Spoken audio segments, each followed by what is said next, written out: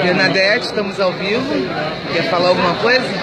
Tá ao vivo? Estamos ao vivo no Face. Pessoal, estamos aqui numa expectativa grande. O evento está bombando. Vai ser uma coisa que vai marcar, realmente vai marcar a virada da Fósforo. Hoje a Fósforo sai do ambiente de política, de audiência pública de Senado, de jurídico, para tomar o lugar dela no ambiente científico. Nós vamos testemunhar isso, aguardem, porque hoje é dia de virada. Ô, Glória. Obrigada, seu Daniel.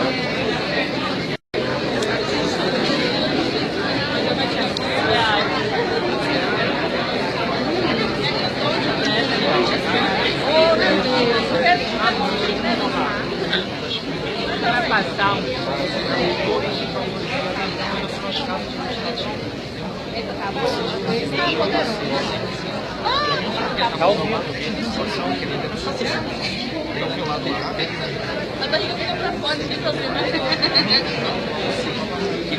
Henrique.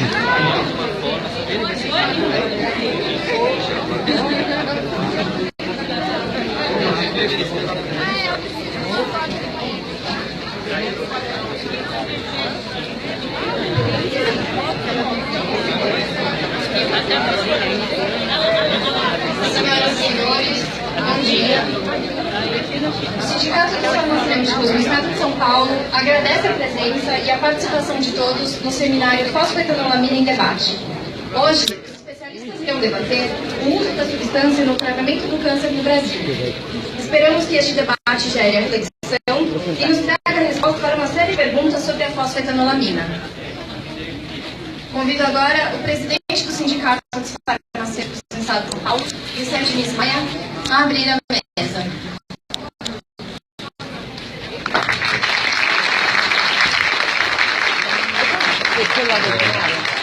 Bom dia a todos. Bem-vindo aí nesse nosso grande evento.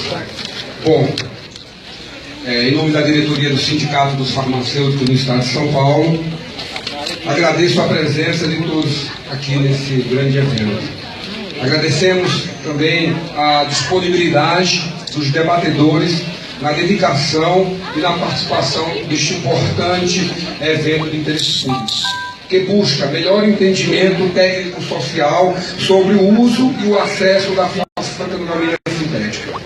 O Sindicato dos Farmacêuticos do Estado de São Paulo, nos seus 70 anos de atividade e de luta, realiza neste ano comemorativo uma série de atividades e debates de interesse, não só da categoria, mas da comunidade social. Quero lembrar que esse sindicato nunca se furtou de nenhum debate de interesse social e coletivo, principalmente os voltados para a questão do medicamento como instrumento de saúde pública, sempre enfrentando os poderes do grande capital que trata o medicamento meramente como lucro e exploração da sociedade. Com esse ideal, a entidade sindical que agora represento foi também pioneira nos debates propositivos sobre as questões da lei de patentes, de fármacos e medicamentos, em meados dos anos 90. Propôs debates iniciais sobre medicamento genérico, que culminou com o decreto 793 de 1993, assinado pelo então ministro da Saúde, Jamil Haddad. E vale lembrar também que o senhor José Serra não pode assumir a paternidade da lei do genérico. É falso, como sempre foi, como um homem público, oriundo do movimento estudantil ao contrário. Em especial, o debate que teremos hoje busca aproximar um tema técnico à população e a sua correlação política e jurídica sobre a disposição do livre acesso ao tratamento médico farmacológico, que é um direito do cidadão, o direito ao acesso, o direito ao tratamento, o direito à escolha. Socializar o debate é sim nossa missão, como entidade, pois acreditamos que ele não pode estar restrito apenas ao mundo científico e ao o debate, pois neste momento é ímpar, pelo objetivo de conseguirmos reunir todos os pesquisadores de maior referência e relevância sobre a fosfetanolamina sintética. Bom, eu gostaria de convidar para compor a mesa, né, os ilustres pesquisadores, né, que estão fazendo aí a diferença e mostrando à sociedade que vale a pena esse enfrentamento e esse debate coletivo. Gostaria de convidar aqui o Dr. Gilberto Orivaldo Chiriz.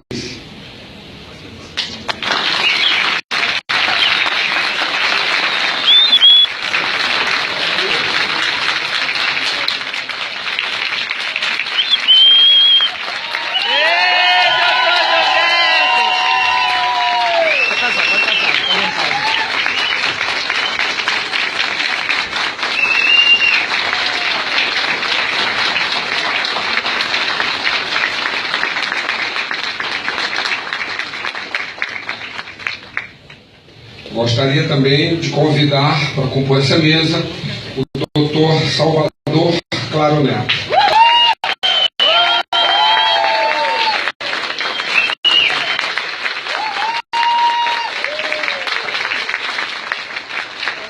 Ai, meu Deus. Tô atrapalhando.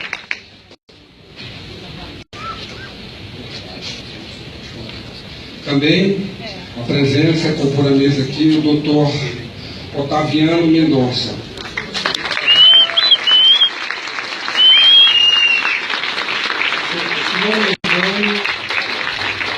O doutor Otaviano justificou a sua ausência, né? O doutor Duvani aqui vai falar um pouco sobre ele, infelizmente ele não pôde. Augusto Marinho.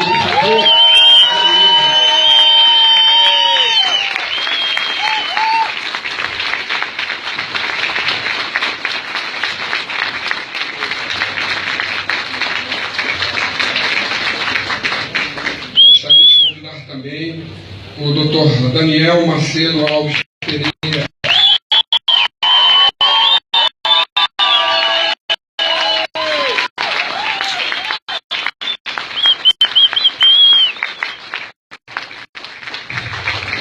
E também a presença e convidar à mesa o Dr. Arthur Castro de Lima Luna. Dr. Cássio. Dr. Cássio, eu sei que está por aí. Ótimo. Grande amigo, jovem pesquisador e conterrâneo.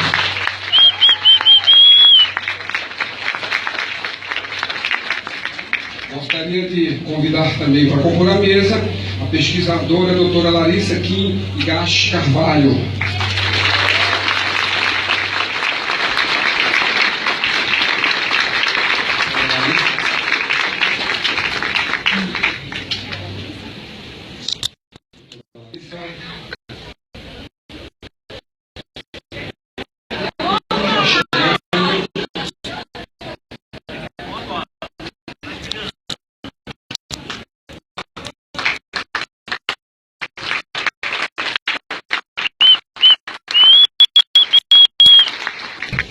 A missão coletiva é mais do que gratificante estar aqui, tendo esse privilégio único de estar compondo, né, o sindicato farmacêutico está aí nesse processo de debate, e o currículo, né, é óbvio e mostra, né, a missão que esses grandes cidadãos têm na pesquisa e na defesa dos direitos ao acesso ao tratamento da fosforoamina sintética.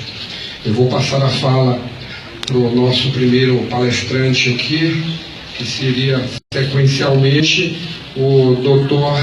Gilberto Orivaldo Chiriz, que irá falar aí sobre essa luta, a pesquisa e os desafios que ele tem à frente aí da síntese da fosforoamina sintética. Por favor, professor.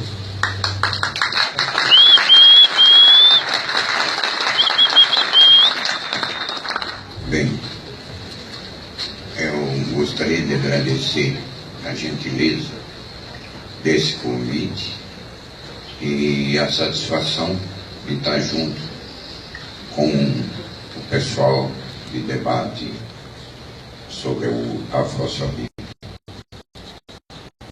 Quando me pediram para falar sobre fosfomina e para mim, para que eu pudesse esclarecer uma série de situações dúbias que a grande imprensa criou e que nesse caminho todo foram criados. A fosfetanolamina nasceu na década de final de 80 para 90. Ela não foi uma distração da ciência, ela se mostrou como uma substância que poderia ter atividade para câncer já nessa época. Havia um equívoco muito grande na literatura, onde a literatura que tinha sobre fosfomina na época dizia que ela era um elemento oriundo do tumor canceroso. Ela era provocada ou nascida, e tinha várias ideias, e uma delas é que ela era originária do tumor cancerígeno. E isso causou uma certa até preocupação, porque havia alunos trabalhando com ela, mas não podia ser, porque a fosfomina era uma substância contida em todas as membranas celulares. E mais, era contido no leite materno, tinha vários lugares que ela aparecia. Isso deixou bastante intrigado, e a ideia de que o organismo estaria combatendo o câncer e ali havia uma alta concentração de fosfetanolamina, foi essa a ideia que despertou os trabalhos para o uso de fosfamina em câncer.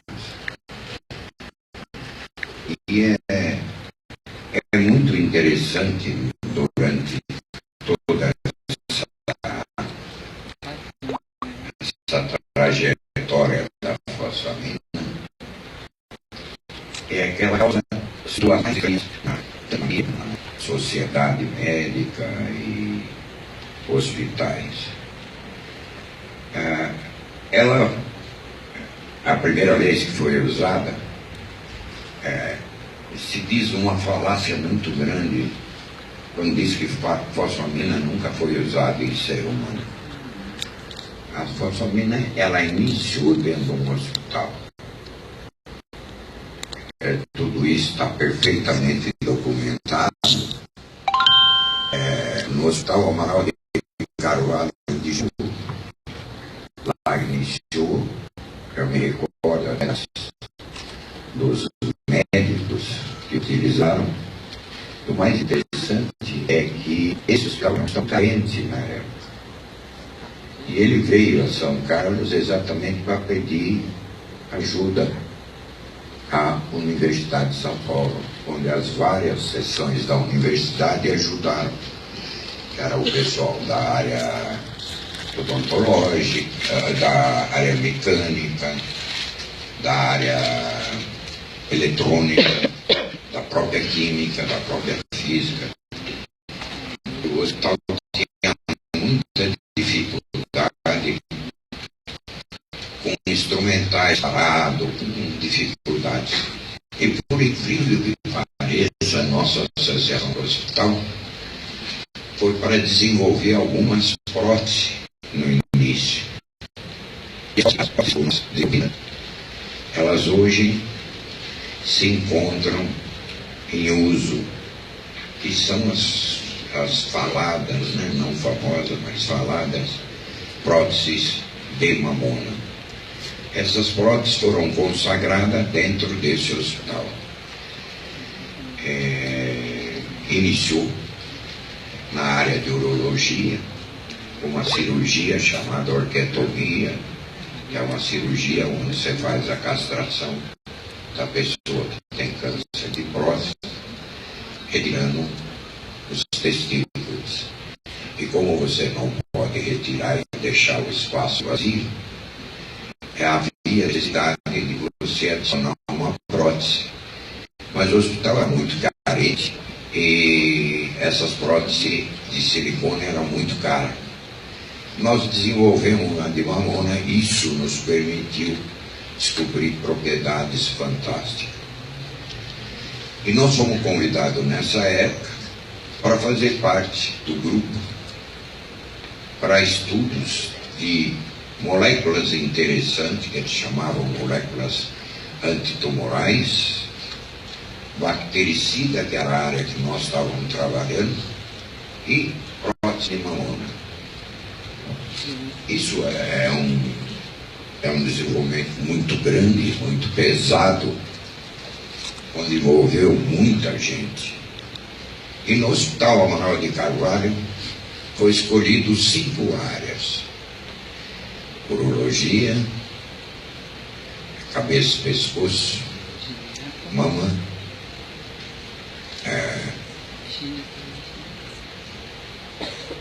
cabeça e pescoço, urologia, gastro e ginecologia.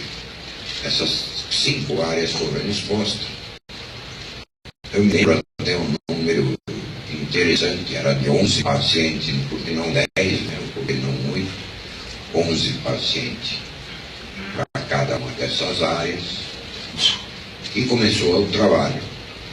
Foi pedido para o Ministério toda a burocracia que fala que hoje, toda essa burocracia existia na mesma época e era do hospital e o Ministério da Saúde, porque não havia Anvisa ainda. Mas as leis eram iguais, as exigências eram as mesmas, e foi cumprido tudo isso, e o trabalho se iniciou durante 3 ou 4 anos. Num dado momento, alguém chega e pergunta: se isso der certo, como é que fica? Não fica. Bom, e o que a gente faz com esse monte de hospital? Transforma em escola. De uma escola faz um hospital, ou de um hospital faz uma escola. A partir de um determinado momento, parece que as pessoas do próprio hospital começaram a ser pressionadas. E essa pressão foi diminuindo a frequência, mas os pacientes eram todos transferidos para São Carlos. Olha, doutor fulano mandou pegar as cápsulas aqui com o senhor. E São Carlos, a Jaú, são 90 quilômetros. Olha, doutor fulano mandou buscar outras cápsulas. E assim foi. Isso aconteceu durante 26 anos. Ela foi distribuída gratuitamente. Nós fazíamos 40 mil cápsulas por mês. Você divide por 60. Que é por 60, é mais ou menos 700, 800 pessoas mensais. Algumas delas continuam pescando conosco. Muitas pessoas já foram e muitas estão vivas graças à fosfamina. Isso animou bastante e motivou todo esse povo que está em nossa volta na área de odontologia, na área de biologia, né? Todo esse povo veio se agregando porque entendeu o que é a fosfamina. Se você pergunta, que é uma pergunta muito capciosa, às vezes até divertida, quando se pergunta se fosfamina serve para qualquer tipo de câncer, é muito interessante, porque são mais de 150 tipos de câncer ou mais, mas só existe 2 células no planeta Terra, só tem 2, uma que se alimenta aerobicamente e outra que se alimenta anaerobicamente, ou o mecanismo de funcionamento dela. Por felicidade ou por infelicidade, a célula cancerígena é anaeróbica. E a função anaeróbica, a ação da fosfamina nessas células anaeróbicas. Meus colegas também vão exemplificar para ficar distribuindo a propagação do nosso conhecimento. Mas é uma discussão que tem que ser feita, porque não existe uma consistência. Por exemplo, o Ministério da Ciência e Tecnologia fez análise, encontrou ali, só faltou não encontrar pó de calafato preto, porque o resto encontrou tudo. Em Passamina não tem nada disso. Passamina não tem bário, não tem isso. Poderia ter contaminação de alguma coisa. Mas nesse volume, não. E o que fizeram também é uma brincadeira muito desagradável. Porque imagina que não exista um químico farmacêutico para o que foi feito. Ali apareceu até um novo gênio do Ministério de Ciência e Tecnologia, acho que é do Sul, e o que realmente mata a célula cancerosa é monoetanolamina. Não existe monoetanolamina na substância. E é fácil vocês entenderem, não é científico. Monoetanolamina é ponto de ebulição, ela entra em efervescência, uma temperatura bem baixa. 168, 162 por aí. E a reação chega a 220 e 240. Se tivesse monoetanolamina ali, ela teria evaporado. Segundo, ela é solúvel em água, em álcool. A fosfetanolamina é precipitada em meio alcoólico. Quer dizer, dizer que não sei como me referir, mas acha que todo mundo tem uma certa noção, não tem uma noção disso. Aqui, como sindicato dos farmacêuticos, até dá para discutir, porque deve ter farmacêuticos aqui, dá para discutir um pouco sobre as reações químicas. As reações químicas apresentadas pelo Ministério como resposta, elas são infantis. Infantil. Como é a explicação do médico sobre câncer? Que 200 ou 100 doenças. E daí? Mas só uma célula, que é a célula anaeróbica. Nós poderíamos ficar conversando aqui o dia todo sobre esse assunto e teria muita coisa para... E outra coisa, com isso, não contente com a ingerência na efetivação da fosfetanolamina, agora a grande imprensa deve ser paga para ofensas pessoais. Começaram as agressões pessoais às pessoas. Então não se preocupe quando vocês verem falar que tem curandeiro na fosfamina, tem matuto, que tem pessoa que fala pílula. Não existe pílula. O que existe é cápsula de fosfamina. E quando vocês verem falar, não se preocupem com isso, porque tem alguma coisa maior. A maioridade disso, ela já atingiu, ela não tem mais volta. E fosfetanolamina, ela é uma realidade, você pode chamar ela de borboleta, chamar do que você quiser, mas é uma substância que mexe com o mecanismo de célula anaeróbica. Conclusão. Daí vocês tiram. Então, eu agradeço a permanência. Eu poderia falar 800 coisas que eu gostaria de conversar com vocês, mas eu vou estar à disposição para mais respostas para vocês.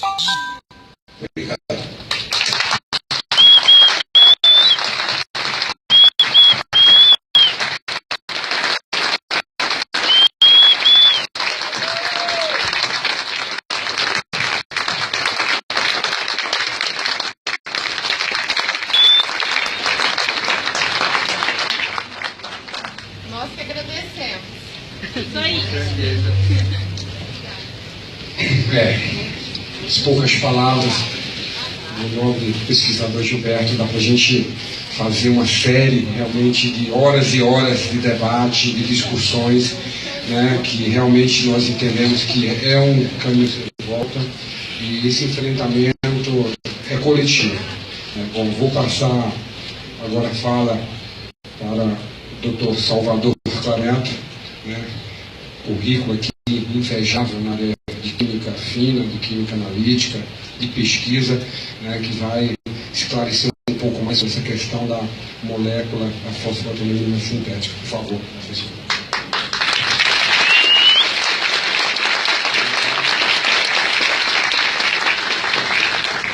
Queria agradecer o convite do sindicato. A gente poder falar sobre a fosfanolamina é sempre uma coisa que traz uma alegria para a gente colocar, né, o que a mídia não coloca. A gente dá várias entrevistas falando, mas se não se vê, não aparece em lugar nenhum. O que a gente fala é tudo distorcido. Então, eu vou fazer uma apresentação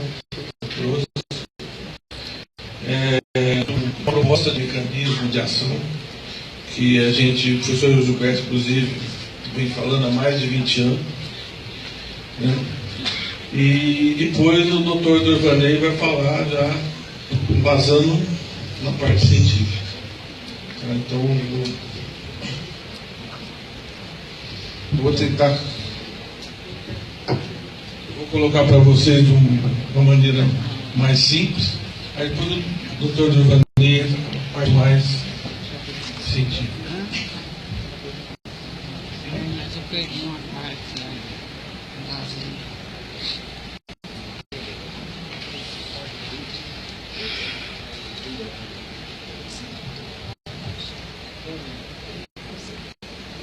Aqui, ó. Deixa eu ficar na minha, deixa eu enxergar aqui, ó. Ah, tá. É que eu queria ir mostrando lá. Tá?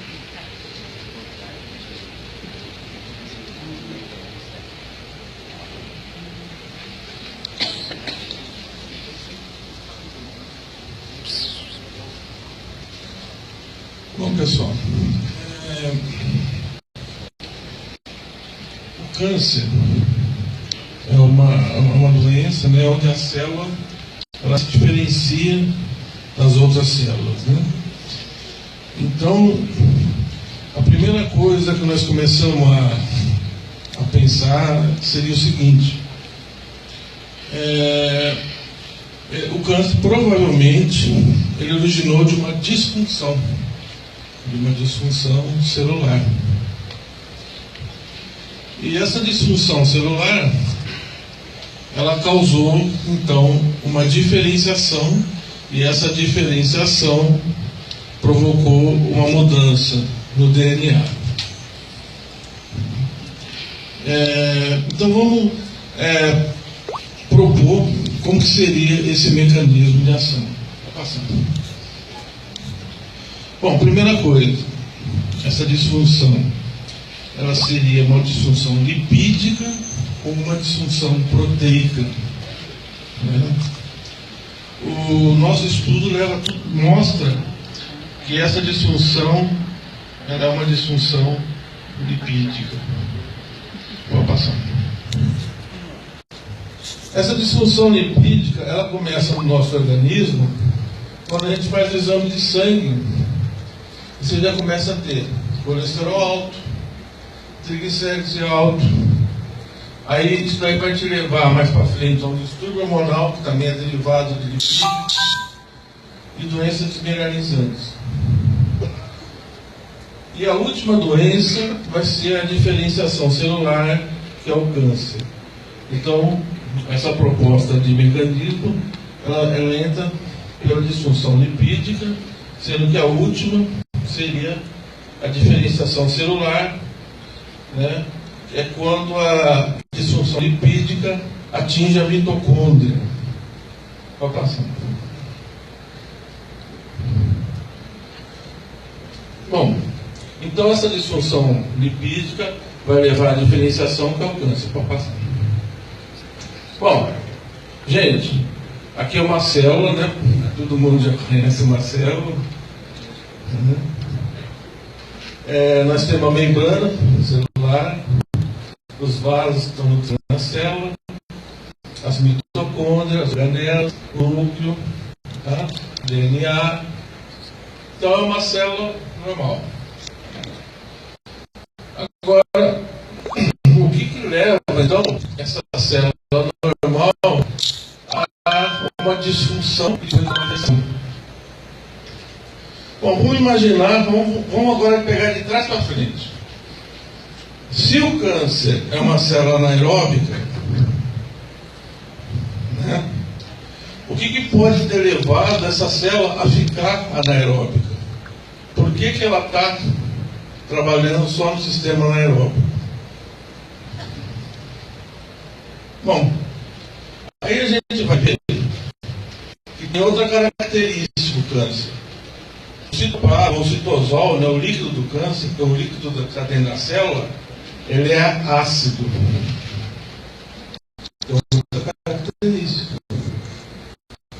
Mas ele é ácido por quê? Ele é ácido. Ele é ácido justamente por o metabolismo trabalhando anaeróbico, ele gera a acidez. Então, a produção anaeróbica de 2-ATP, que é muito pobre em relação ao metabolismo aeróbico, que gera 38, além do mais, ela vai gerar acidez. Então, olha que interessante. Essa célula do câncer, ela tem o citoplasma, o citosol ácido, tá? Provavelmente é mais uma prova que ela está trabalhando no metabolismo anaeróbico e não aeróbico. Trabalhando no metabolismo anaeróbico significa o quê? A mitocôndria está parada, gente. A mitocôndria não está trabalhando. Tá? Então é como eu falo para o pessoal, é uma hidrelétrica que não tem água, não está chegando água nela. Então ela ativou o quê? A termoelétrica.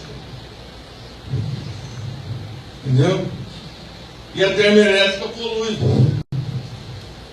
Essa poluição, ela muda todo o pH do citosol.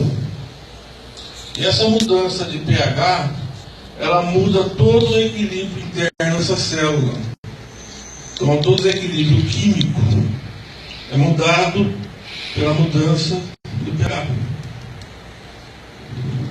Bom, essa mudança do pH, ela chega até no nucleoplasma, no nucleosol, e faz com que também a fita de DNA passa a ter outro equilíbrio. Então ela muda a posição, né? Ela faz uma mutação no DNA para se adaptar a esse meio ácido. Entendeu, gente? Então, o DNA mutante, o DNA modificado, ele não causou câncer. Ele foi só uma adaptação para aquela situação. Para essa situação que está ácida aqui. Entendeu? Bom, isso fez o quê? Diferenciação. Então agora a nossa célula está diferenciada. Antes ela estava em disfunção mitocondrial. Agora ela está diferenciada. Vamos passar. Bom, gente, aqui é só um exemplo da origem da mitocôndria. Tá? Então tem uma teoria que diz que a mitocôndria se originou de uma bactéria, tá? Que foi absorvida pela célula anaeróbica. Então a célula puxou para dentro a bactéria e envolveu com a membrana. Tá vendo? A membrana dela, ela envolveu. É lógico, ela envolveu para se proteger, né? Ela não ia jogar uma bactéria para dentro dela se não tivesse uma proteção. Então ela. Tanto é que a mitocôndria, a primeira membrana, ela tem a mesma composição praticamente da membrana da célula. Pode passar. A mitocôndria de novo, tá?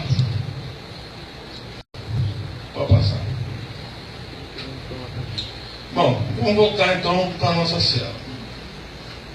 Então, se a mitocôndria não está fosforilando, ela está trabalhando anaeróbica, o que causou essa disfunção? Por que ela está anaeróbica? Bom, vou passar. Seria falta de oxigênio, falta de açúcar ou falta de ácido graxo. Quer dizer, alguma coisa não está chegando na mitocôndria para ela não estar fosforilando. Quer dizer, a matéria-prima básica para ela, que são esses 3 componentes, não estaria chegando. O oxigênio é pouco provável, porque ele está entrando, ele está sendo nutrido pela corrente sanguínea. O açúcar tem também. Por quê? Porque ele está trabalhando anaeróbico, que também precisa de açúcar. Então nós chegamos à seguinte conclusão: o que está faltando é o ácido graxo. Tá? Então o ácido graxo seria como uma lenha. Está falando de uma caldeira. Tem uma caldeira aqui. Você põe lenha, então não está chegando lenha. Ninguém está levando a lenha. Então não está queimando, não está parada. Vamos lá. Então aqui seria o metabolismo mitocondrial, onde você tem os açúcares queimando, a gordura, acetil-CoA, e esse então seria uma das etapas, né, da fosforilação oxidativa. Para passar. Então a falta de ácido graxo na mitocôndria é uma disfunção lipídica. A mitocôndria não produz ATP, a célula passa a produzir ATP no citoplasma. Então esse é o sistema anaeróbico. A produção de ATP via anaeróbica produz apenas 2 ATP por ciclo, gera-se desde o citosol. Muda os equilíbrios químicos no interior da célula, mutação no DNA, diferenciação, câncer. Bom, como que nós vamos fazer então para resolver esse problema? A medicina pode matar essa célula, quimioterapia. Ela pode evitar que chegue alimento na célula, radioterapia. Ela pode tirar essa célula, cirurgia. Agora, nós estamos propondo outra coisa. Vamos consertar a mitocôndria, gente. Vamos fazer essa mitocôndria voltar a trabalhar. Essa é a ideia. Para essa mitocôndria voltar a trabalhar, nós vimos que está faltando o quê? Ácido graxo.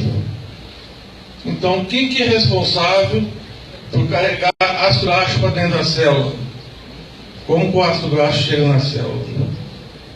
Só passar.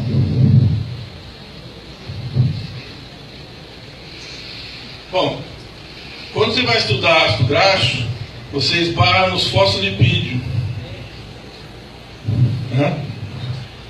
O que são os fosfolipídios?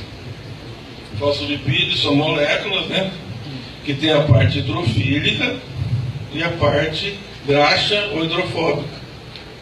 O que é a parte hidrofílica? É aquela que tem afinidade pela água, e a hidrofóbica, afinidade pelas gorduras, né, pelos lipídios. Então, quando você joga essa molécula na água, ela tem uma tendência a formar essa bicamada, onde a parte graxa fica em contato com a parte graxa de outra molécula, e a parte hidrofílica, ela fica virada para a água. Vou passar.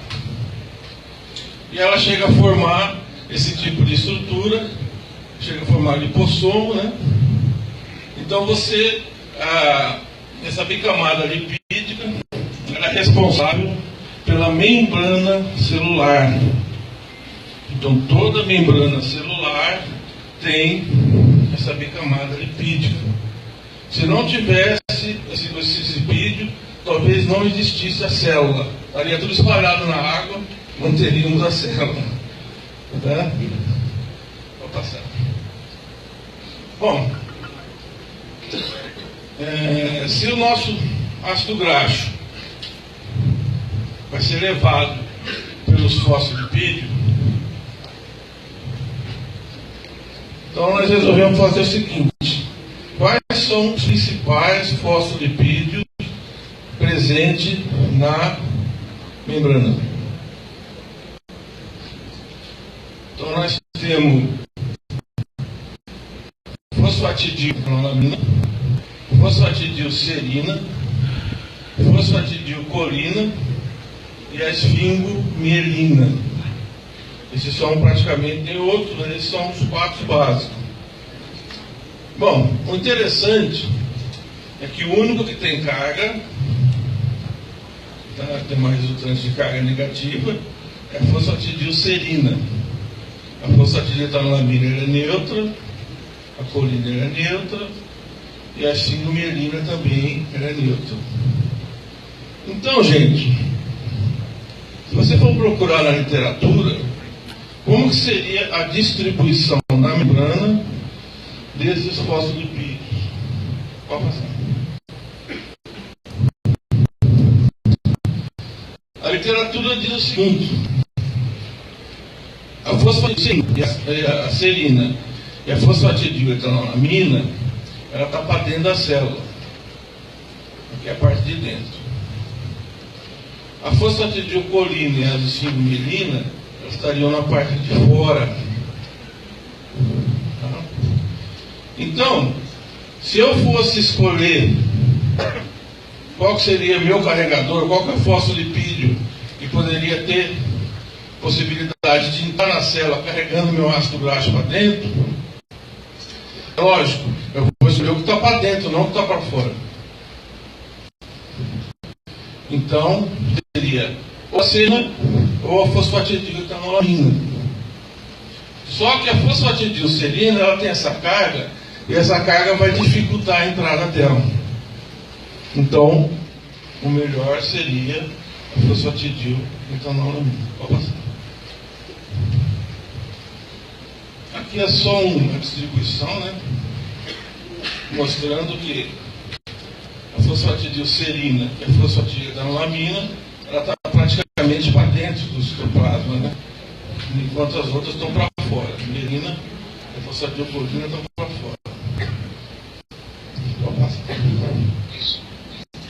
Então, essa é a fosfatidiletolamina. Então, esse vai ser o nosso carregador. O que interessa para a gente? Essa parte de baixo aqui. O ácido graxo que vai chegar na célula. Tá? Então, a fosfetanolamina vai ser o nosso carregador. Mas quem que é o ácido graxo que nós vamos colocar lá dentro? Aí que está o problema. Tem muito ácido graxo na natureza. Pode passar. Passa mais um. Tem ácido graxo desde 6 carbono até 24. Então, qual que é o ácido graxo que essa mitocôndria está precisando? Tá? Aí que tá, a gente não sabe. E dificilmente a gente vai saber. Mas o nosso organismo sabe, gente. Nosso organismo sabe qual ácido graxo que ele está precisando. Então, o que a gente faz? Vamos colocar a fosfetanolamina no nosso organismo, fazer uma dieta rica em óleos essenciais e deixar o organismo sintetizar o fosfatidil. Por isso a gente fala, faça uma dieta rica em óleos essenciais. Vamos passar. Aí. Então você tem tipo, pode ter de 12 carbono até 24, com dupla ligação, com uma dupla, 2 duplas, 3 duplas, e assim vai. Então, quer dizer, é uma gama muito grande. Só passar. Então, essa é a molécula da fosfetanolamina. É um éster, né, de ácido fosfórico com moletanolamina. Então, a moléculazinha assim, não tem segredo nenhum. Está preparada a partir da esterificação do ácido fosfórico com moletanolamina. Nosso organismo produz um retículo endoplasmático de músculos longos. Pode passar. Então ela participa, ela é sintetizada no retículo endoplasmático. Por não possuir carga, ela pode também outra. A fosfetanolamina é um coringa. O fosfatidiletonolamina, ele pode ser convertido em fosfatidilcolina, serina e outros. Pode passar. Então ela é um coringa dentro da célula. A célula pode utilizar do jeito que ela quiser. Pode passar. Bom, então o metabolismo do trato digestivo vai acontecer em alimentos ricos em ácidos graxos, fosfetanolamina, e vai formar então o fosfatidiletonolamina. O fosfatidiletonolamina entra na corrente sanguínea e vai chegar no tumor. Mas por que ele vai chegar no tumor? Porque o tumor está se alimentando mais rápido. Entendeu? Então, a prioridade vai ser chegar no tumor. Pode passar. Voltamos para a nossa célula. A nossa célula, que agora estava anaeróbica, lembra que no começo falando que ela ficou anaeróbica, e mudou o DNA, então ela se adaptou a pouco ATP, a trabalhar no meio ácido e com menos energia. Então, a partir do momento que começa a chegar o fosfatidiletonolamina e entrar para dentro da célula, ele começa a saturar a membrana, tá? E depois começa a migrar para recompor também a membrana da mitocôndria. Que a membrana da mitocôndria, ela tem a mesma composição, lembra que eu falei para vocês no começo? Da membrana da célula. Então ela vai recompor também a membrana mitocondrial.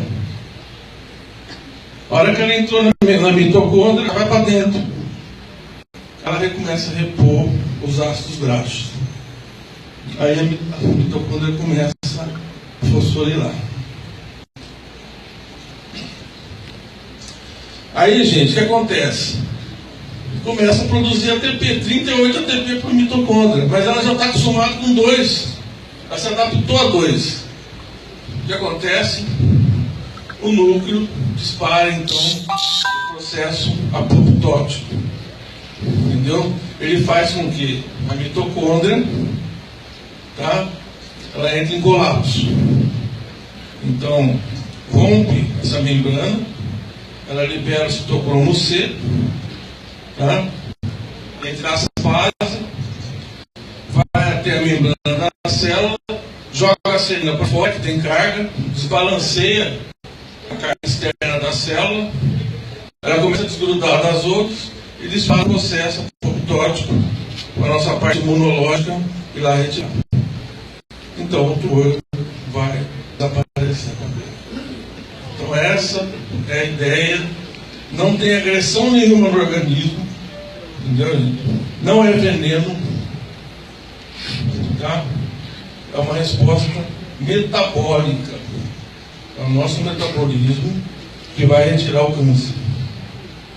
Entendeu? Então essa é a ideia. Pode passar. Não, aqui é só para mostrar que a bactéria, né, a Escherichia coli, o fosfatidiletonolamina, está tudo para dentro, ó, na parte interna. A quantidade que ela tem de fosfatidiletonolamina é enorme, tá? Então, se a mitocôndria originou de uma bactéria, a partir do momento que ela entrou na primeira membrana, na membrana primária, ela já vai passar para a matriz mitocondrial também. Pode passar. Bom, gente, então a célula vai começar a produzir ATP. Produzida ATP, ela entra num processo que é muita energia para aquela situação, né? Como se eu ligar uma célula 120. Então ela vai disparar o processo apoptótico. Vai passar. Aqui seria o processo apoptótico, né? A membrana entrando em colapso, ela abre, tá vendo? Libera o citocromo C e produz todo um mecanismo de caspase.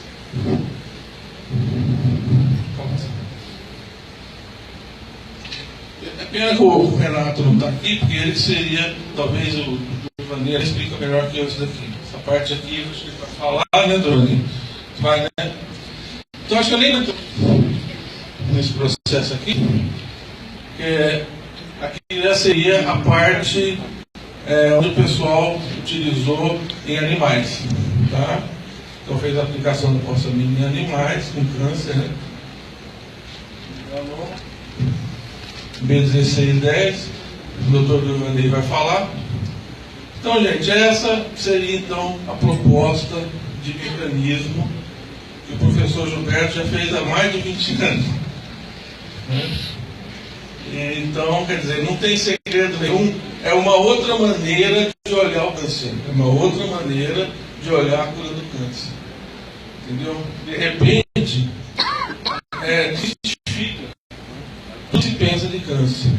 Será que é tudo isso, câncer? É toda essa doença que não existe cura, que precisa ter milhões de equipamentos para desenvolver uma cura ou uma molécula para curar? Às vezes não, gente. Simplesmente a gente estava olhando do lado errado. Então, é isso que eu queria falar para vocês. Agora, depois, o doutor Giovanni complementa a parte dele.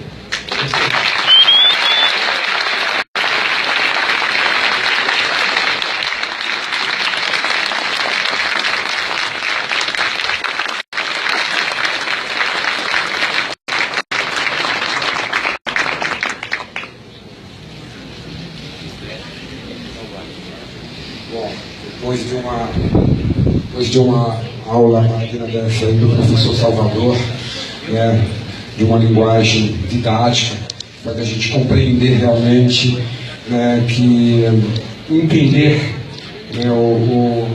os avanços aí que essa pesquisa e essa militância, esse idealismo aí de mostrar não só para a categoria farmacêutica, mas para os profissionais da área de saúde aqui presentes, para a população, e entender todo esse mecanismo e de que é possível chegar ao tratamento e a cura efetiva do câncer. Vou passar agora a fala para o doutor Durvanei, nós estamos bem adiantados no nosso tempo, vimos aí que os palestrantes estão obedecendo rigorosamente, e vamos ter tempo também para debater mais ainda.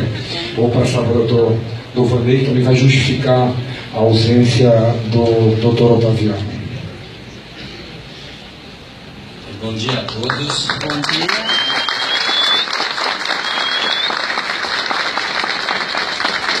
Eu quero agradecer o convite do Sindicato dos Farmacêuticos e eu vou só dizer o nome de uma pessoa que está ao meu lado, representando todos os demais membros da diretoria e desse sindicato, ao Dr. Glicério Diniz Maia. Muito obrigado pelo convite, e a todos os que estão ali atrás, representando os demais professores que fazem parte desse sindicato.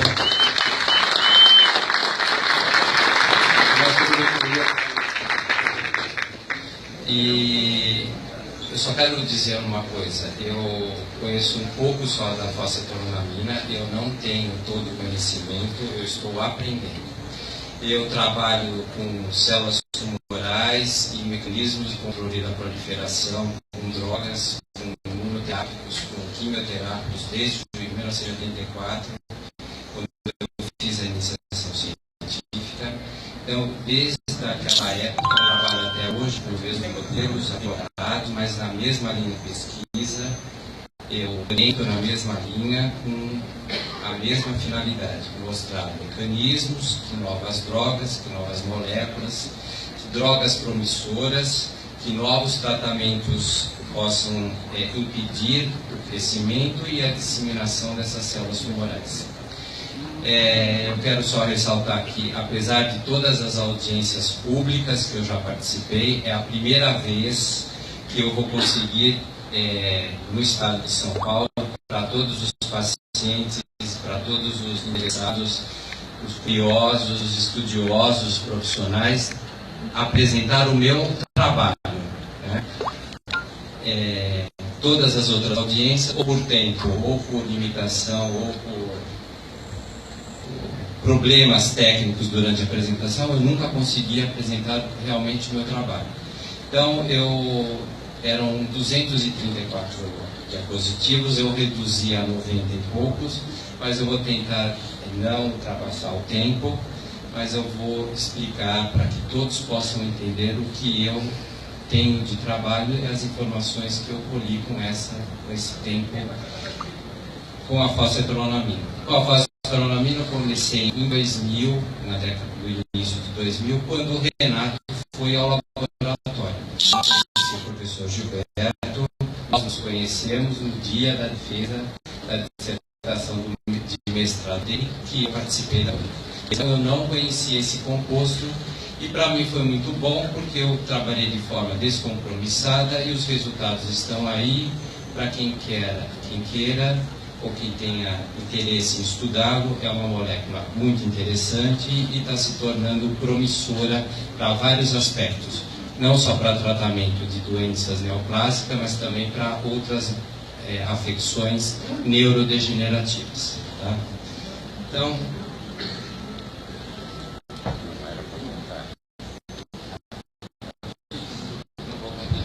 vamos ficar baixo para eu poder explicar para vocês. Dá para passar o primeiro diapositivo, por favor?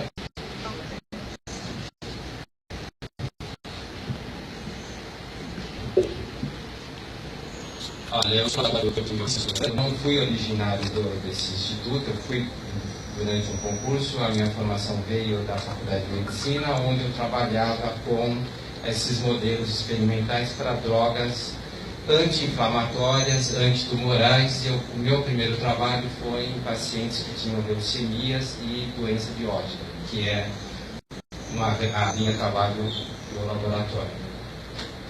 Próximo, passa aqui. Então, só para a gente ter uma ideia do que acontece no mundo.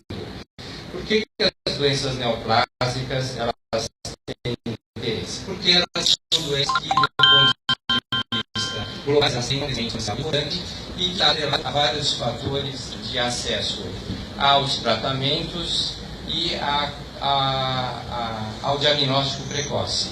Apesar de que países desenvolvidos há uma taxa não tão acentuada como os países em desenvolvimento.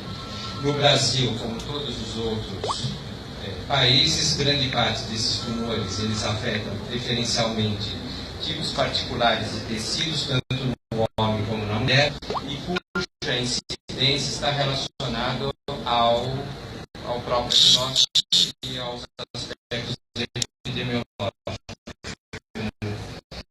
Próstata, do aparelho respiratório, colo no homem, uma incidência, e na mulher, os diagramas de colo e passa o próximo, por favor. Eu não vou falar em números, porque a gente não tem interesse só de casuística. Então, como entram os fosfolipídios antitumorais? Os fosfolipídios antitumorais eles já existem desde 1912, onde foram sintetizados num instituto na Alemanha. O grupo migrou, parte dos pesquisadores, para Salamanca, na Espanha, onde desenvolvem atualmente vários compostos que têm essa classe de moléculas que têm propriedades antitumorais. Na realidade, esses compostos eles foram desenvolvidos para tratamento de parasitoses, como a leishmaniose. Concomitantemente a isso, eles se demonstraram efetivos no controle de proliferação de células tumorais e, a partir de então, eles se mostraram efetivos no tratamento oncológico. Próximo. Então, da onde vêm esses fosfolipídios? Eles vêm do metabolismo lipídico. Então, quando a gente estuda a bioquímica o mapa metabólico, que os alunos, eles, é apavorante, né? Ele se torna um mapa diabólico, porque toda a prova, a parte dela, o professor pede como são esses compostos são sintetizados, eles provêm ou da alimentação ou do próprio metabolismo. Esses lipídios são produzidos normalmente dependendo do metabolismo que os indivíduos têm ou da forma que esses indivíduos adquirem essas gorduras. Mas o produto principal é a formação dessa molécula chamada acetilcoenzima A, cujo papel ele é importante para vários processos oxidativos e beta-oxidativos que levam à produção de vários receptores, principalmente de neurotransmissores e de moléculas de sinalização celular. Essa é a grande propriedade desses lipídios. Além disso, eles interferem em vários outros metabolismos de proteínas, de ácidos graxos, de produção de ácido lático, entre outros metabólitos oriundos da ativação do metabolismo lipídico. Próximo. Então, como o professor Salvador disse, eles são estruturas até que simples, formadas por uma cabeça, um corpinho e uma cauda que pode ser curta, longa.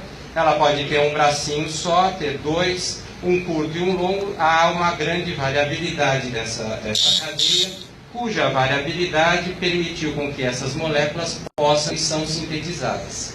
Tá? Então, o conhecimento dessa cauda hidrofóbica dessa molécula, que na realidade é um ácido graxo, é um hidrocarboneto, permite com que eu possa conhecer a estrutura dessa cauda e também ter o conhecimento de sintetizá-la, ou integralmente ou parcialmente. Então, as moléculas novas, elas derivam do conhecimento dessas estruturas. Próximo. Então, para onde vão esses lipídios? Eles se associam a vários outros compostos que fazem grande parte da integridade ou da estrutura molecular das membranas celulares. Então, eles se dispõem nas camadas da estrutura lipoproteica das membranas celulares e permite com que essa membrana tenha uma forma, uma estabilidade e permita o tráfego de várias moléculas entre os compartimentos internos e externos da membrana celular. Tá?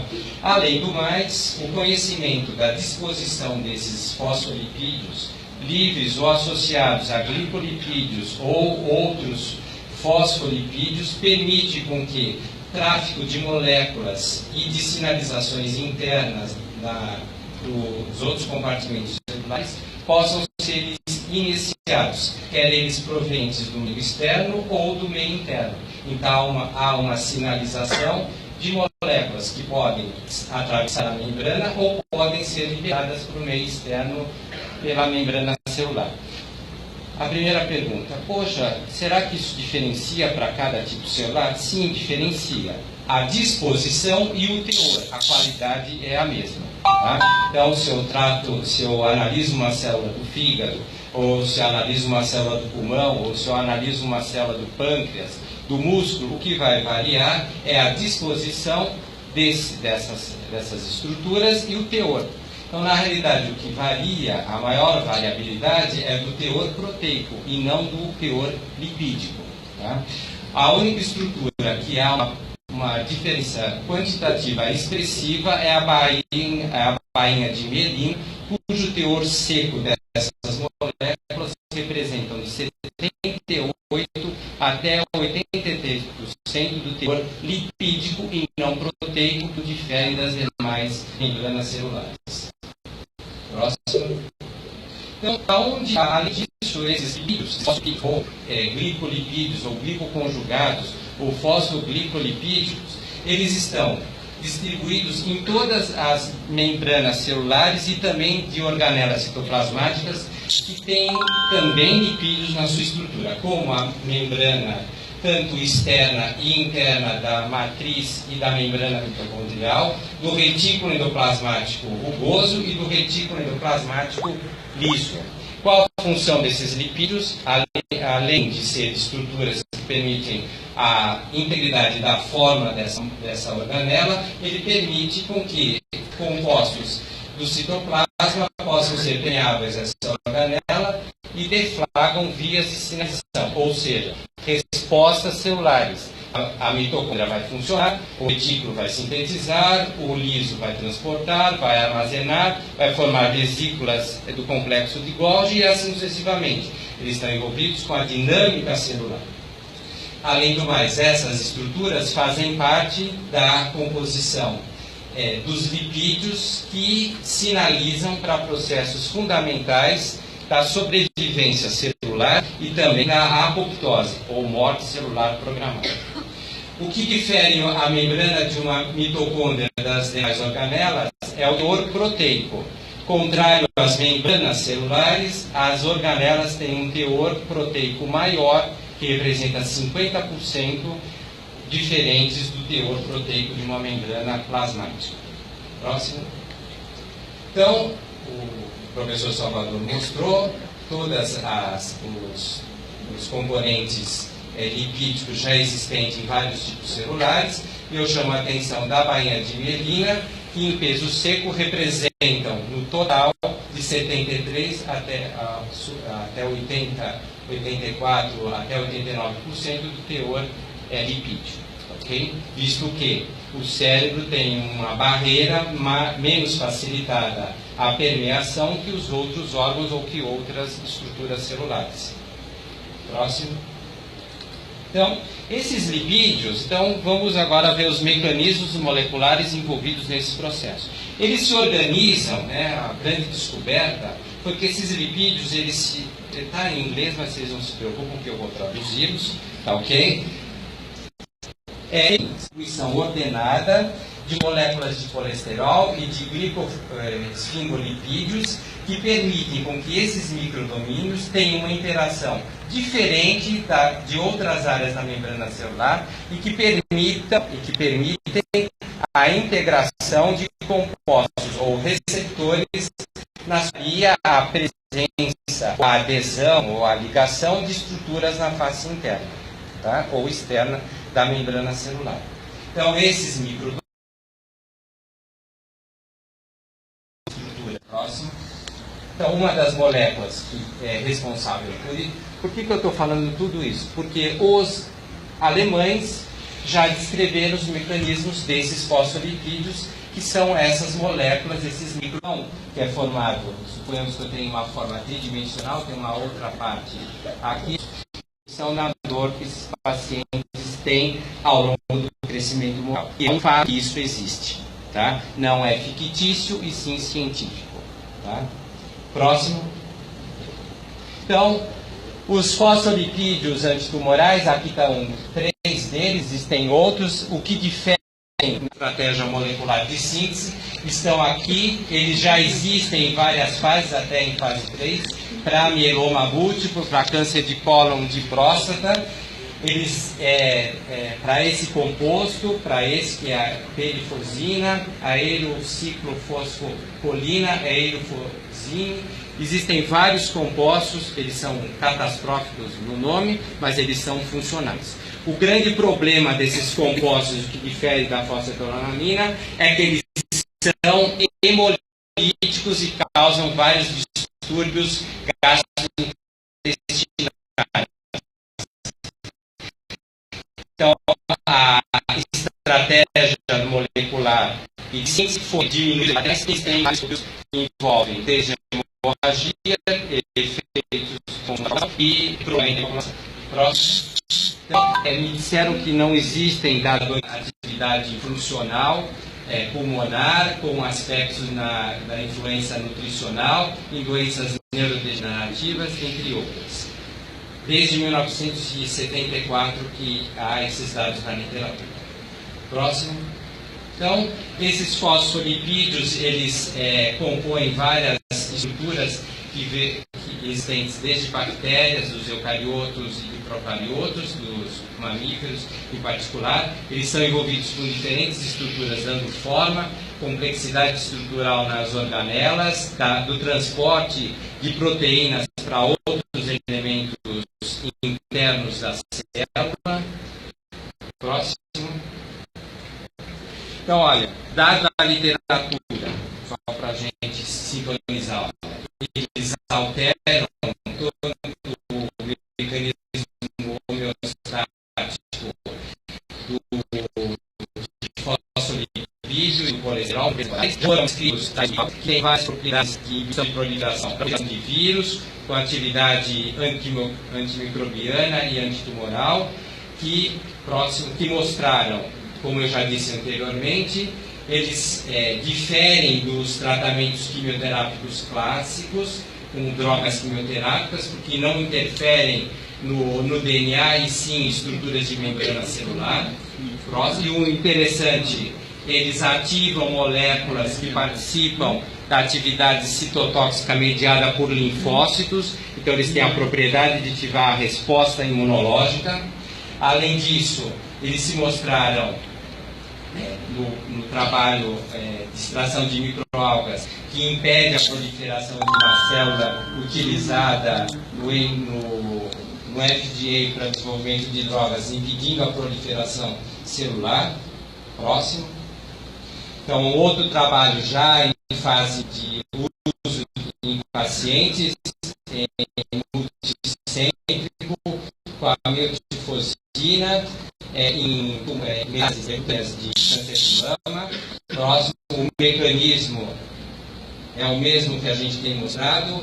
Ele está envolvido com turnover de fosfolipídios na membrana celular e sinalização celular, e aí são desenvolvidas na capacidade de síntese interna, como a proteína quinase C, que é uma via de sinalização importante para o controle do ciclo celular, e a fosfolipase, que é envolvida com a degradação e internização de outros lipídios e de neurotransmissores. Próximo. A eurofosina interfere na sobrevida de moléculas envolvidas com a sinalização celular. Próximo. O mecanismo proposto é atividade de inibição de proliferação e de citotoxicidade, são análogos de fosfolipídios com propriedade para exercer uma atividade antitumoral, sinaliza a PIK3, a KT, que é uma via importante de controle de outras moléculas envolvidas com o processo mitótico, está envolvido com aqueles lipid réptides que são acumulados na membrana celular. Isso permite com que essas drogas possam se difundir para dentro da membrana celular ou por a membrana celular. Próximo. A eurofosina, induzindo a apoptose e autofagia em carcinoma de tumores de cavidade oral. Próximo. O mecanismo proposto é a indução de apoptose, já descrito que esses heterolipídicos têm uma variedade de atividade tumoral em várias linhagens primárias de tumores. O importante que eu mostrei no meu trabalho já, que esses fosfolipídios não têm mielotoxicidade, não causam o efeito deletério que a quimioterapia faz, e em algumas situações tem a capacidade de estimular a hematopoiese, ou seja, a produção desses elementos na medula óssea, o que é diferente da terapia convencional. Próximo. Esse é um trabalho de 2 compostos, também nessas propriedades dos microdomínios lipídicos. Próximo, o que eles mostram é a disposição desses domínios na membrana de uma célula leucêmica, esses 2 compostos, e aqui a ligação desses 2 compostos à superfície desses microdomínios induz a morte celular e a fosforilação de moléculas envolvidas nesses microdomínios. Próximo. Em cavidade oral, aqui no Brasil, esse composto que tem um oleato de monoetalonamina, que é o etalonin, que é um comercial, usado nesse hemangioma de cavidade oral, aplicado localmente, impediu e destruiu essa transformação e proliferação de vasos sanguíneos. Então, existe sim na literatura médica e odontológica esse composto sendo aplicado. É um trabalho antigo, eu não sei porque não foi na prática odontológica, mas isso é possível de ser feito. Próximo. No site do NPI existe também moléculas derivadas da etalonamina e seus sais. Eu vou ler: composições compreendendo um derivado de etalonamina e sais de metais orgânicos. Esta invenção, olha, já está na fase de notificação nacional do PCT, tá? Entrega em fase nacional de pedido internacional de depósito. Esses sais de zinco e magnésio, eles são empregados como formulações tópicas, em particular em formulações anti-envelhecimento. Promove o desenvolvimento de fibroblastos térmicos humanos para combater o efeito de envelhecimento solar. Infelizmente, os patenteadores são duas indústrias. Uma indústria que é a Johnson & Johnson, francesa. Então, há outros interesses. Próximo. Então, eu vou falar agora do meu trabalho, que ele não é negativo, ele é igual aos dados que o Ministério estabeleceu. Ele é idêntico. Próximo. Então, o primeiro foi ver se essa droga ele tinha uma atividade. Eu vou fazer uma apresentação temporal. Então, nós começamos com estudos muito simples no laboratório, que é a atividade hemolítica. A gente coloca a droga na presença do sangue humano de animais. E por que a gente coloca isso? Porque a maioria das outras drogas de fosfolipídios destroem a atividade hemolítica e altera a coagulação. A gente queria saber se eu colocando essa droga no sangue, ela poderia ter um efeito adverso. Então, aqui está o ácido clorídrico, que é em verde, que destrói o glóbulo vermelho, que está aqui, e esse em azul é a fosfetolonamina em todas essas concentrações, que não há nenhum efeito hemolítico. Próximo. Então, esse é um dado recente, nós estudamos essa membrana, que é a membrana coreo-anantoide de ovos embrionados de aves, e a gente estuda essa formação vascular. A fosfetolonamina, esse é um quimioterápico, ele destrói os glóbulos e os vasos sanguíneos e a microvascularização, e essa é a fosfetolonamina. Ela impede a formação da rede microendotelial. Próximo. Historicamente, nós trabalhamos com proliferação de linfócito. Aqui está um linfócito não ativado, ele tem essa distribuição. Esse é o linfócito ativado, e a gente trabalha com dois compostos rotineiros para avaliar isso, que são fitoemaglutininas. Próximo. A fosfetolonamina na presença desses linfócitos, aqui está 100, aqui está o controle, ela não impediu a proliferação dos linfócitos em nenhuma concentração. Próximo. Aqui é o teste colorimétrico, são os mesmos testes que o Ministério comprou ou contratou. Essa é a concentração da fosfamina, miligramas por ml, essa é a concentração, é a mesma obtida para as células que foram estudadas, que estão na mesma, B16F10. Próximo. Esse é o melanoma B16F10, a gente trabalha com esses animais. Pronto, próximo. Então, o que a gente observa, esse é o trabalho que o Renato desenvolveu no laboratório, esse é o grupo controle, esses são os grupos tratados, com a fosfetolonamina em várias concentrações, administrados pela via intraperitoneal ou endovenosa. Essa é a grande diferença. Eu trabalho com uma solução solúvel e não uma solução havida pela via oral. Tá? Então, não há necessidade de sonificação ou então a adição de hidróxido de sódio para tentar a execução da diluição. Essa é a grande diferença. Então, não há nenhum veículo de solubilização ou de excipiente. Tá? O nosso excipiente é solução. Tá? Então, esses são os tumores tratados com a fosfetolonamina.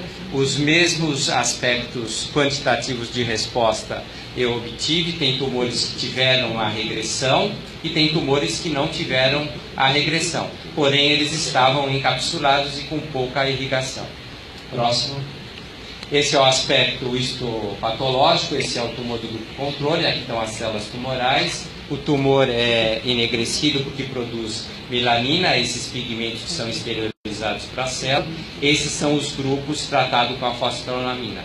Os tumores que cresceram, eles tinham uma massa tumoral interna com menor densidade celular e com uma necrose expressiva e um envolto de um tecido rico em fibras de colágeno. Próximo. Esse é o aspecto dos órgãos necropsiados, esse é o grupo tratado com a fosfetronamina, o aspecto de condição saudável do fígado e do rim é completamente diferente do animal não tratado. Essas foram as lesões que nós encontramos metastáticas no fígado e no pulmão, e nós quantificamos o número, a multiplicidade, e também, ficou desconfigurado, não tem problema, e também analisamos histologicamente a presença dessas metástases. O grupo tratado com a fosfetronamina é uma redução expressiva. Tá? Elas existem, porém em menor número. Igualmente o que foi descrito no relatório. Próximo. Aqui são os parâmetros hematológicos, não há nenhuma alteração hematológica, tanto no hematócrito, a quantidade de glóbulos vermelhos e na hemoglobina que esses animais apresentavam. Pronto, próximo. Aqui a quantidade de leucócitos e o número de plaquetas. Próximo. Então, nós também desenvolvemos o melanoma humano, semelhante ao que é apresentado em pacientes que têm essa patologia. Próximo. Então, nós trabalhamos com duas linhagens, uma normal e a outra tumoral, e obtivemos uma concentração de morte em 70 milimolar para a célula tumoral, e a célula normal morre a partir dessa concentração de 190 milimolar. Então, é uma diferença expressiva da resposta do tipo, tá? Em relação à concentração. Próximo. Então, avaliamos se induzir apoptose ou não. A fosfetronamina frente ao tratamento de referência, que é a dacarbazina, que é o mesmo quimioterápico usado até hoje, cujo valor de resposta terapêutica varia de 12% a 20% de resposta aos melanomas metastáticos. Induz também a apoptose, porém a fosfetronamina ainda é superior na quantidade, mas não tem os efeitos colaterais que o quimioterápico tem. Próximo. Aqui é a modificação do ciclo celular. Uma particularidade em todo o modelo experimental que nós trabalhamos é que há um aumento da proporção de células nessa fase do ciclo, que é chamada de sub-G1, ou que tem DNA fragmentado. Próximo. Se tem essa proporção de aumento, então nós analisamos como a mitocôndria está, se ela está despolarizada ou não, e se ela induz a liberação de uma cisteínoprotease, que é envolvida com a apoptose final, que é chamada de caspase 3, como o professor Salvador já disse. Nós quantificamos a mitocôndria, essas são as mitocôndrias adquiridas por um programa e por um aparelho. Esse é a droga de referência, que é a dacarbazina, e esse é a fosfetronamina nessa concentração. Há um aumento da ativação da caspase 3 e também há uma despolarização da membrana mitocondrial. Próximo. Aqui nós estudamos as proteínas liberadas pela mitocôndria, como o BAD, o BAX e a BCL2, duas pró-apoptóticas e uma anti-apoptótica. O que chamou a atenção nesse modelo humano é que não há alteração da proteína anti-apoptótica BCL2 e nem da pró-apoptótica BAX. Há uma especificidade para o aumento da BAD, que é uma proteína importante de liberação de matriz mitocondrial, que foi expressivamente aumentada pela fosfetronamina, que não aconteceu com a dacarbazina. Por isso, do mecanismo efetivo de uma resposta para a fosfetronamina melhor ou superior ao quimioterápico convencional. Próximo. Essa é a ultraestrutura da célula tumoral. Essa é uma célula de melanoma. Aqui estão todas as mitocôndrias do melanoma. Esse é o núcleo e esse é o material nuclear. Esse é o DNA dessas células, ou os cromossomos, melhor dizendo. Essa é uma célula essa é a mesma durante a divisão, essa organização dos cromossomos durante a divisão celular, as junções que ocorrem entre as células. Próximo. Um detalhe maior dessa célula, aqui também outra em divisão celular, e aqui as mitocôndrias, o complexo de Golgi, os poliribossomos, outra mitocôndria, aqui o microtúbulo. Então, estruturas que estão na parte citosólica da célula, que representam as maquinarias ou as propriedades funcionais do lisossomo e assim sucessivamente. cada uma com a sua função, tá? Digestão, respiração, transporte, contratilidade e assim sucessivamente. Próximo. Então, é o aspecto da célula tumoral tratada com a fosforolamina. Primeiro, ela perdeu a junção das outras células. Tudo que estava no interior dela foi praticamente vaporizado, destruído. A alteração da membrana nuclear, a formação desses vacúolos e a precipitação dessas estruturas eletrodensas. Há uma desorganização dessas estruturas nucleolares ou nucleolos e a formação dessas bolhas na membrana celular, que são estruturas marcadoras da apoptose e que nada mais são do que fosfolipídios que são concentrados na membrana celular quando a célula está em apoptose, contrário de uma célula necrótica. Próximo. São detalhes da estrutura, aqui do envoltório nuclear. Ele perde a continuidade da lâmina interna nuclear. Aqui um detalhe da mitocôndria, aqui a formação de uma lâmina degradada nuclear, está todo o material nuclear desestruturado, a perda da organização do citoesqueleto. Próximo. Então, aqui são as mitocôndrias, elas ficam eletrodensas porque elas foram ativadas. Aqui mudaram tanto a forma, que eram discoides ou esférica, passaram para alongadas em sua maioria. É um indicativo da fosforilação ou despolarização das membranas da crista mitocondrial, que é uma característica particular de uma célula em apoptose. Pronto, próximo.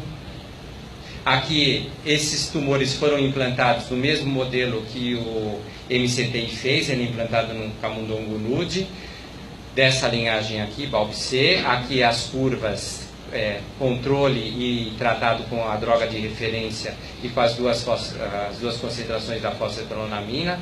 Há uma modificação importante no volume do crescimento, como também no peso desses tumores. Então, a dacarbazina, ela diminui o tumor, mas a fosforolamina é superior tanto ao quimioterápico de referência ou do grupo controle. E o tempo de dobramento, que é a eficácia de redução do volume, é superior à fosforolamina do que à carbazina.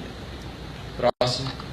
Esse é o PET-CT desses animais, é uma tecnologia importante. Esse é o grupo controle, aqui está o tumor, num corte longitudinal, esse é sagital, esse é o tumor.